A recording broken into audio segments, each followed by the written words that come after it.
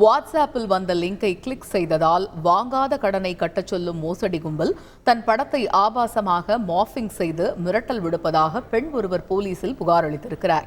மதுரை மாவட்டத்தைச் சேர்ந்த பெண் ஒருவர் சைபர் கிரைம் போலீசில் இந்த புகாரை அளித்துள்ளார். லோன் தொடர்பாக வாட்ஸ்ஆப்பில் வந்த லிங்கை கிளிக் செய்த நிலையில் மோசடி கும்பல் இவ்வாறு அத்துமீறி வருவதாக குறிப்பிட்டிருக்கிறார்.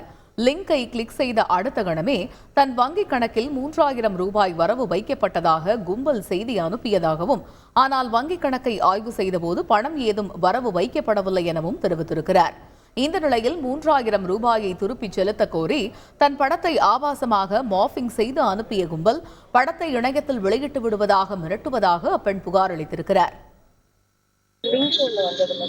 தெரியாம டச் பண்ணி சுதாரிச்சு வெளியில வந்துமே என்னோட பேன் கார்டு, என்னோட போட்டோஸ், என்னோட கான்டாக்ட் டீடைல்ஸ் எல்லாத்தையும் எடுத்து என்னோட அக்கௌண்ட்ல 3000 வர வச்சாங்க.